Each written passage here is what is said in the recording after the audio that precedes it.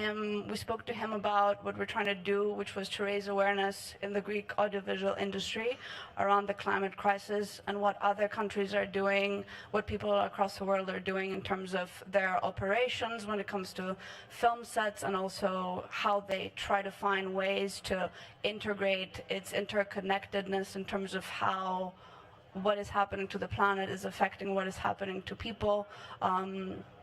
In narratives, not just through documentaries, but fiction as well. But also very much physically. I remember being in Greece in 2021, and we all remember the evacuations, the personal tragedies, and so forth. So it was very imminent. Yeah. Absolutely, and that brings me to my next point. Orestis extended an invitation to me on behalf of the festival in the summer of 2022 to coordinate the sustainability action of the Evia Film Project, which was a festival and a series of workshops and master classes and screenings that centered around the climate crisis and its intersection with the audiovisual industry. This happened in a place that suffered terrible super fires in the summer of 2021. It's an island in Greece called Northern Evia.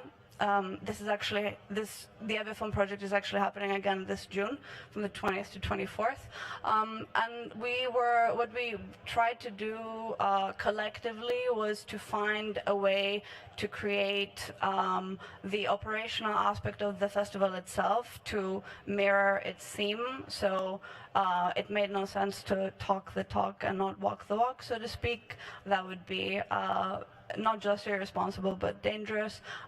So we spent time really integrating with the local community there and finding ways to lower the footprint of the festival itself, make it more environmentally friendly across all our areas of its operation, but also started developing a relationship with the festival, with the Thessaloniki Film Festival, which hosts the Evia Film Project, where we started trying to find a common language to be able to communicate what we're trying to do, when there was no other example in Greece of how this could be done to turn a festival greener.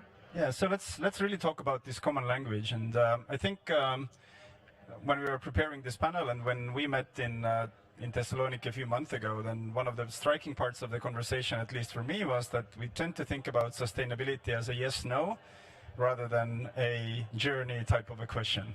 So it's either, and it seems that on a very superficial level, are you sustainable or you're not sustainable? So it's like 1 or 0 or 1 or vice versa. But I think what was a tremendous finding for you was really the process that for over the years, you started building a conversation, a dialogue, and an approach in your organization. So can you a little bit talk about what those kind of challenges or opportunities and conclusions were out of that?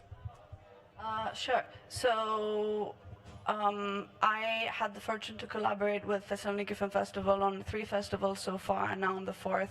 This has been within a year, actually, which is hard to fathom. But essentially, Evia Film Project was in 2022, excuse me, June, was the first step toward, we established that it would be impossible and also dangerous to claim that this would be a green festival. We talked about not using absolute terms and talked about how it's important to be very transparent about the fact that this is a commitment that the festival was making toward being greener and more sustainable on a long-term scale. And we, so I actually cannot overemphasize enough the choice of words. I think it kind of encapsulates a philosophy, and also talking about being sustainable, more sustainable rather than greener, was extremely important because the aim was to find ways constantly to integrate the social with the environmental.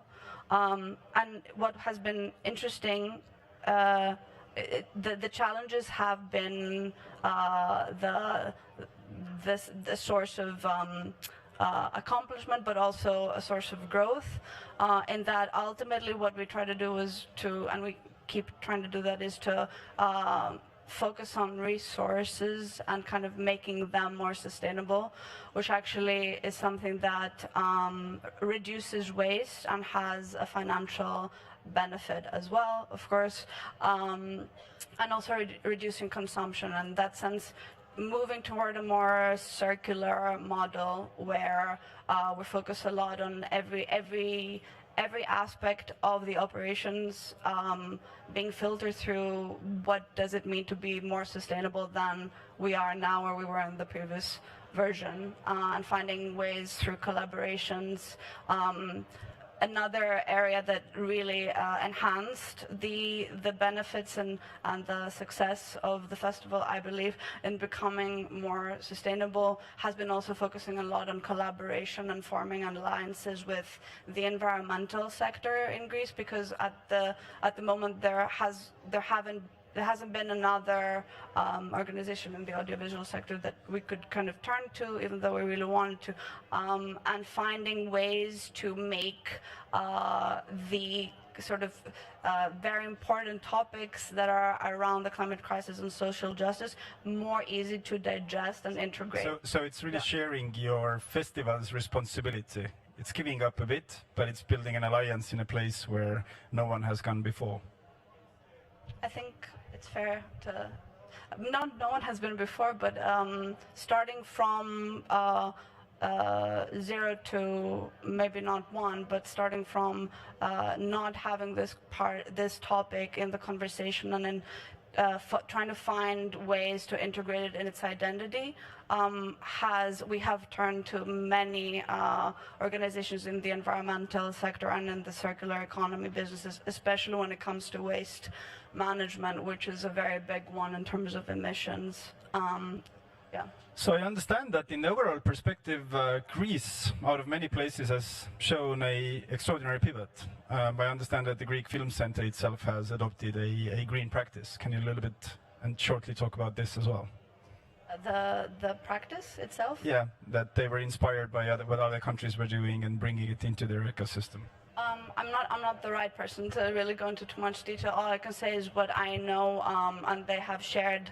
It's that they have adopted the Trentino Film Commission's green film certification scheme and are translating the production guide, the green production guide that is available into, and finding ways to make that applicable to the audiovisual industry in Greece. Thank you. Michael. Hello. Well, you're the perfect example of putting sustainability into practice as a film producer, both on Oscar-nominated documentaries and also living sustainable practices.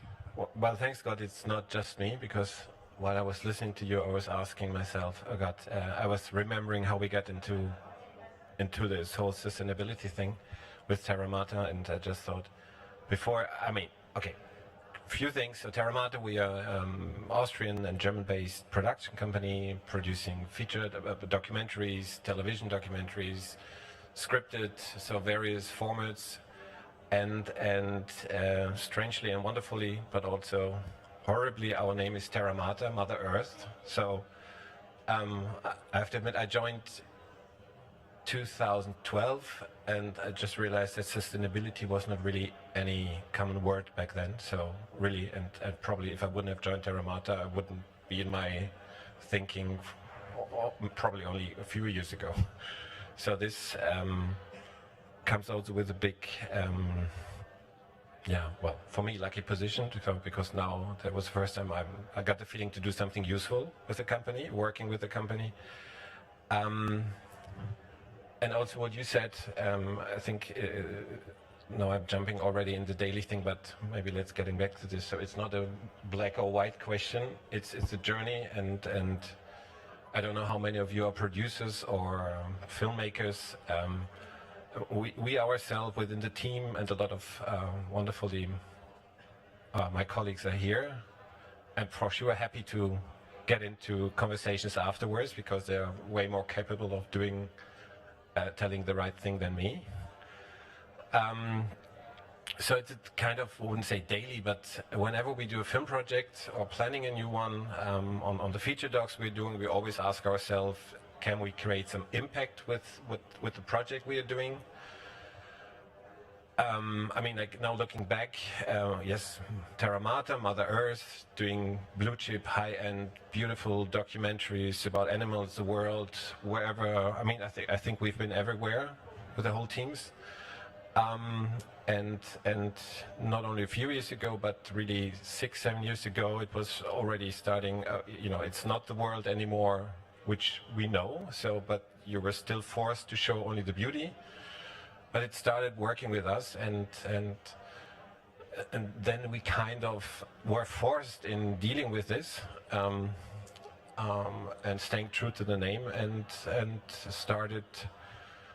I mean, as it's a process, the process started that we have to really take more care and also show the other side. This is also what's driving us to create some projects or to start with projects, because there were also not too many critical environmental films out there. Okay, from the big ones, but still not too much. So this is how it started from the focus on our projects. On the other hand, I mean, again, being individual, it's a process, and the most important is that you personally and as a company we embraced it.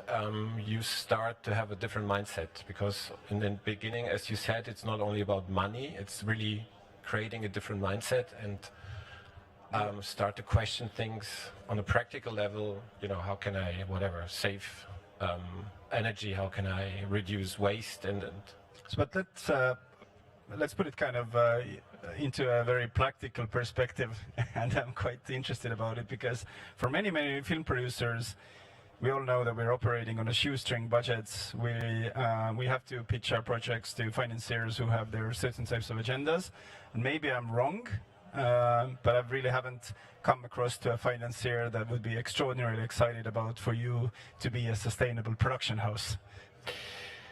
I might be wrong, but what I'm... It's changing. It's changing. It's changing. But I want to get really to the point of, how do you really kind of operationalize this dream? Does it really make sense for you as a producer who needs to operate also, besides your creativity, also in business constraints? Well, I think we are one of these partners or producers. It's again coming back, Terra Mata, Mother Earth. We really have it. We were lucky that we can act in a stronger position because from our company setup, which really makes things a little bit easier. Nevertheless, it's a mindset question in the very beginning. I mean, when we started this, we established our own green guidelines 3 years ago now, or 3.5 years ago.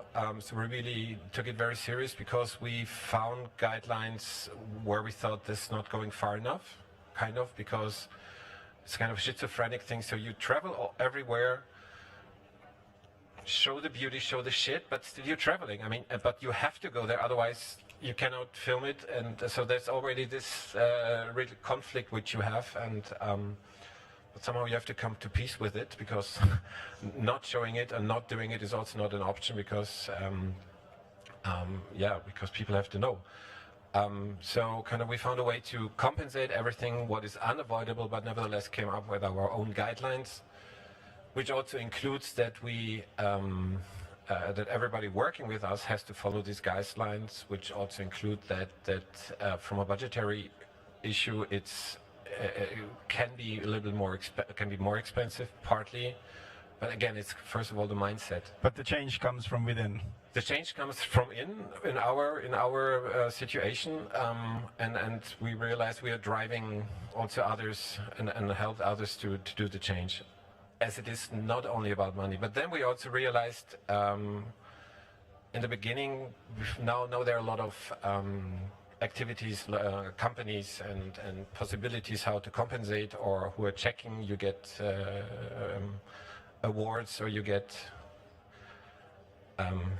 not looking for the word, whatever, green badges and all these kind of things.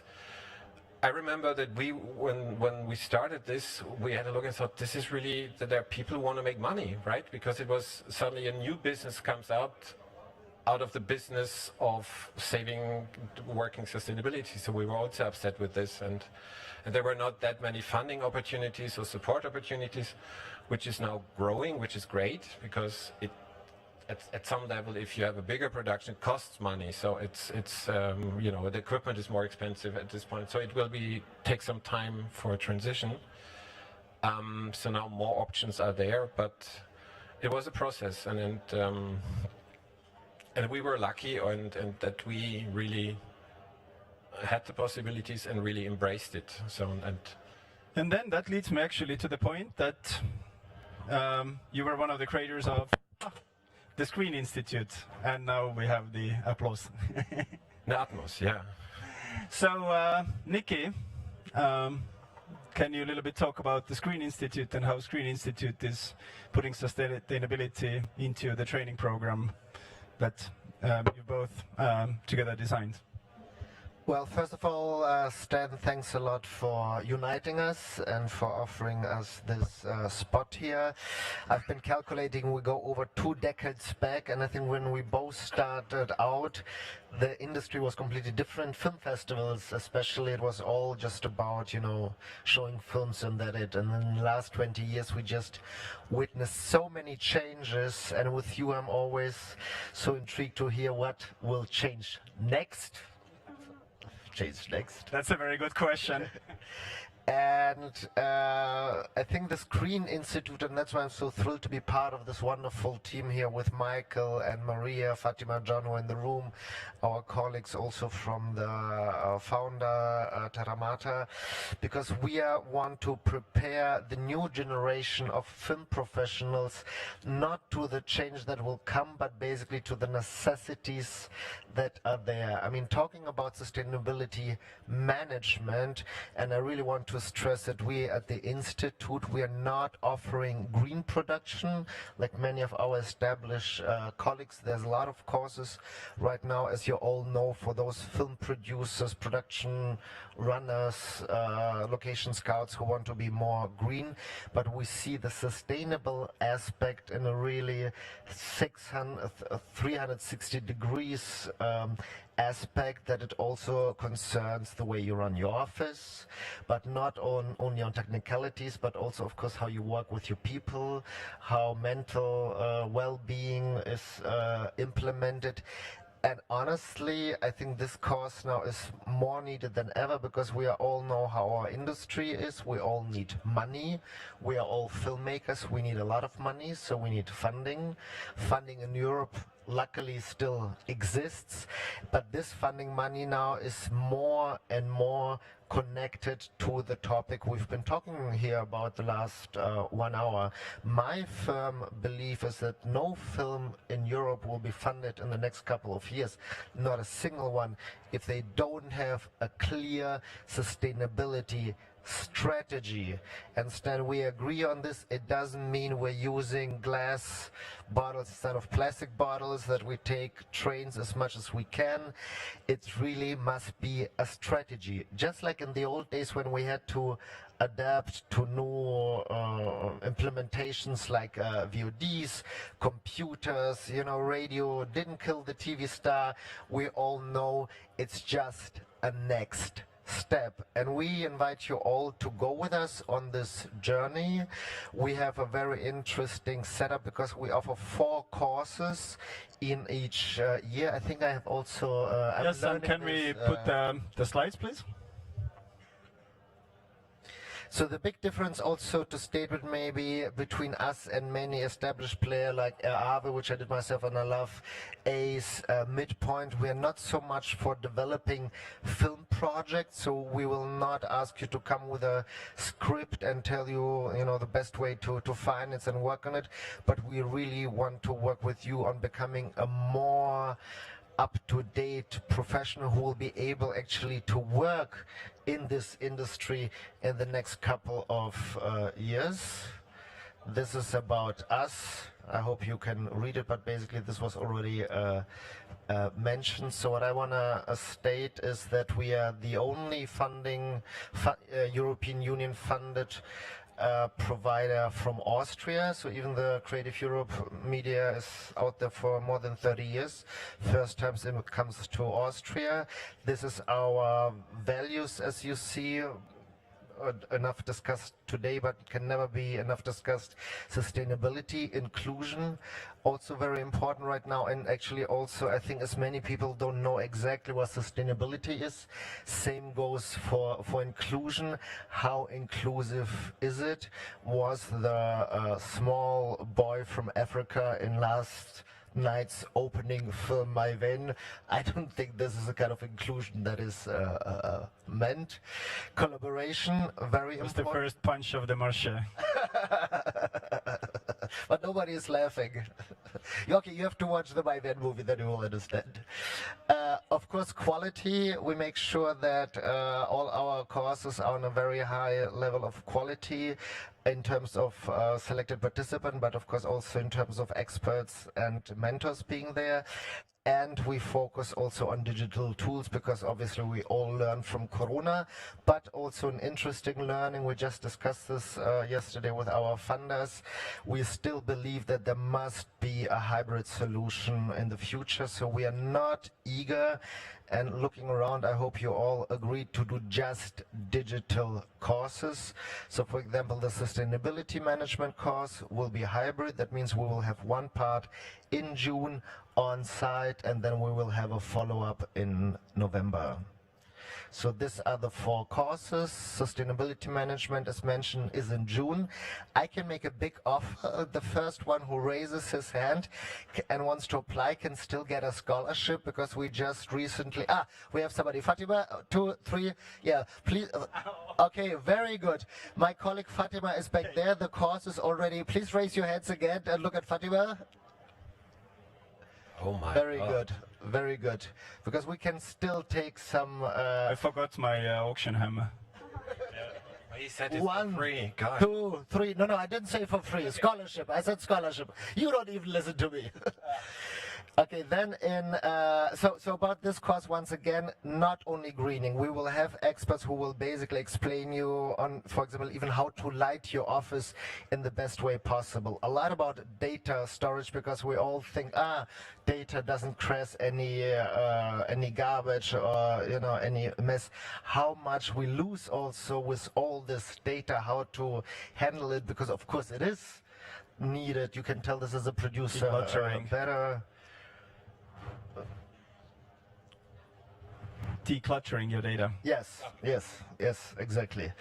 So business and legal, our co-course director Maria is here. This is also a very important course for us because I had my production experience and I know if I cannot read a contract and I don't understand it, I will lose a lot of money. I lost a lot of money. Now I don't sign a contract that is read by a professional, and Maria will give you really an insight in all the different aspects, what it means working with contracts, and believe me, with co-productions, and especially if you want to work with streamers or Americans, this is a must. Hollywood by now is really run by lawyers, right? Agents have nothing to say. You can get only in the industry if you know the lawyers. So business and legal, we highly recommend it in September. Then we have the only course that is a bit more into working actually with the film projects. It's the Audience Design Lab. You know, the audience design is the new hot thing on the market. So we can select up to 5 films and they will get experienced mentors who will work with them on the project. This will also happen on site in October. And last but not least, our new course, and this is nice that we can announce this here in Cannes. We call it Market Ready. We went to prepare online a new group of professionals. So you're already here all in Cannes, so maybe it's not for you, but maybe you have a junior producer in your company, or you have a colleague in your film festival or a production company, and you want to send them the first time to Cannes. We'll prepare you digitally before, and then we come to the hall with the whole group properly next fall again, spring, sorry, again here. I have to mention that all these courses are also not only targeted at producers or directors, but basically to all people working in the industry. So even if you're a distributor, if you're an exhibitor, if you're just, you know, even a script writer, whatever you do in the film industry, I think all those courses are very, very important for you. Yes, of course. And I think this is a rather striking opportunity because it's quite paradoxical to think that in any other type of a major industry, say you're working at the EVP or a CEO level, and at some point in your life you're certainly allowed or you're forced to take a sabbatical. And usually you will do your EMBA or you will take your sabbatical to think, gather ideas, come back and then contribute back to the organization. As far as we understand, to my knowledge, there's rarely any opportunity of this in our business. And how can we then be more sustainable? How can we be sustainable as persons? How can we be better leaders? And how can we steer our organizations if you really don't think and implement those really critical topics and themes from our surrounding environments into our practice? No, definitely, yeah. So we have a chance to take a few questions. Gentleman in the front. Hello. Good afternoon, everyone. And this was an amazing panel. And I am industrial engineer, systems engineers from Origin, and it's very interesting because we are trying to implement sustainability in our company right now. Our company is a virtual production studio, and the interesting thing is that. Do you mind asking your question? Yeah. Okay. Do you mind asking your question? Yeah.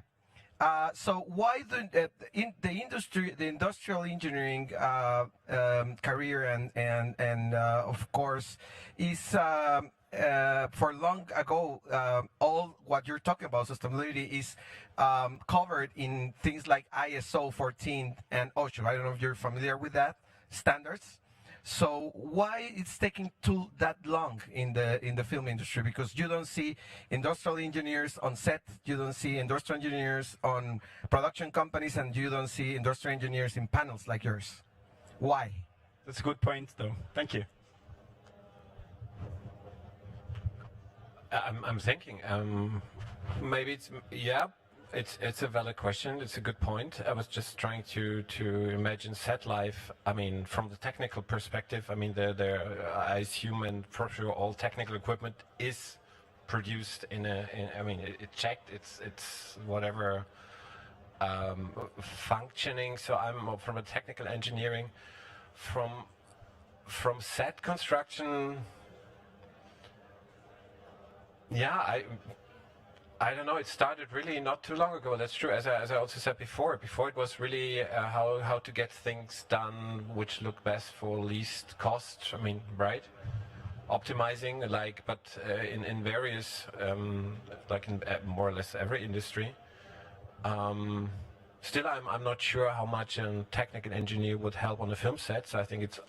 Well, I have an idea. You can actually go and check out the virtual production pavilion in Pantiera, or tomorrow, actually. I mean, that's a different thing. I mean, I was also, I don't know, time flew, I guess. So, I mean, for us, interesting. We are planning a new project, which is beyond and really interesting and highly innovative and the most sustainable project we did so, or we're doing so far, which is because it's a fully digital produced, using top-notch new technology, no film sets, no costumes, everything is digital, so it's really a complete new field for us and highly innovative. So really, this was also one of the driving things to go into this, to even go beyond what we already do, because it's still not enough. So.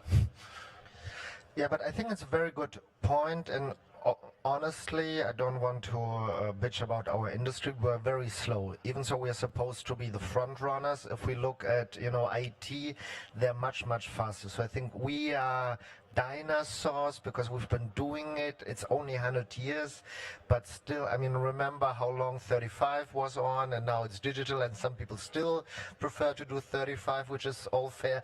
This, I think, the institute and we can also, work together on and having exactly this kind of of dialogue, because we don't have all the answer, honestly. You know, I mean, I'm a film person, I'm a film buff, I'm a curator. We worked on Tallinn Film Festival together, I worked for Berlin. I don't have all the answers. I'm super intrigued by what Harders and Emma is saying with their experience, but I really think we have to do it all together. And now I'm serious, because, you know, the life of our planet is at stake, and we all know it's 12 already, and our sector is especially, I think, the one who creates a lot of unnecessarily waste, which we all together have to figure out. I live in Germany. Those from you who are familiar with Germany, we have a very special funding system. So we have regional film funding. So if you want to have a bigger movie, you have to shoot in NRW, in Berlin, and in Hamburg. And honestly, I hope I'm not offending anybody, this is the most unsustainable way of doing production, because you have basically to move the whole crew to 3 places. I mean, it makes sense why they do it, but I think we have to fight all together now and come with new ideas how it can be done. Because even our dear friends from Brussels, they say we want sustainability, but there's still no clear action paper or description. What is it exactly? Same goes for this terms of inclusion, you know, diversity. We have to figure it out together. On that lovely note, I'd like to conclude this panel, and maybe quick one. a half question. Can you hear me? No. I can talk loudly. Yeah. I wanted to say, I think that what was really most positive, but probably skipped over in the presentation a little bit, is the role of the people when you talked about inclusivity and diversity. The thing that I am not hearing a lot about in the issues of sustainability is the divide between the so-called global north and the global south, where a lot of our innovation and sustainability is being funded and performed by people who are less resourced. We are saving our resources at the cost of the resources of the global south. So as the International Screen Institute, do you have a strategy to try to identify how much of the work is displaced to places like the Africa, like India, Asia, where we can have sustainable budgets in Europe, but they are being offset by the work of people in other countries? Thanks so much for this question. You're completely right. Sorry for skipping this a little bit. So there, I just have to talk especially about our participants. The selection process is going on, plus this 4 here in the room, or 5 even. So we will have a participant from Kenya. She's one of the most active filmmakers from Kenya. So she will participate with a mission to make basically the whole film production. We're not talking about one production company, but the whole film production sustainable in Kenya. So this is our move into Africa. We have, for those of you, it's a technicality, but I love technicalities. If we look at our participants, we can have up to 30% non-Europeans. We're funded by the European Union, but we always have a quota. So if you know anybody coming from the global south, Africa, India, we are very, very happy to bring them in. And I think, because I know this from another training I was doing before SOFA, if you have one person that you train, this person will more or less then, you know, bring all this and then train the whole sector. We've seen this doing through personal contacts, training a trainer who will train them. But this is very important. And of course, you're completely right with this. Thank you for putting it out. No, absolutely, yeah. I mean, it's we're now in the 2nd year, and the 2nd year anyway just started. So, I mean, the more people know of us, I hope it really spread the word, because as Nikki described, there is this, and there's a strong will to really spread it. I mean, beyond Austria and Europe, definitely, yeah. So if you have any other questions, we're continuing the conversation upstairs at the viewpoint. Take the escalator to the 2nd floor. Thank you so much. The points for me to take back home are, it's not the yes or no game, but it's a journey and the process. And it's also a huge opportunity. Thank you to our panelists. Thank you for attending. Thank you, Stan. Thank you so much. And as I said, concrete production questions or ideas, guidelines, I mean, we spend a lot of time working on all this. So there's Josie, who is our Josie, stand up, please. sustainability manager. and others. So feel free to reach out. We're happy to share, or Bolog or And whatever. both of us just had our birthday. Mine is today, his was 2 days ago, so drinks are on us. So.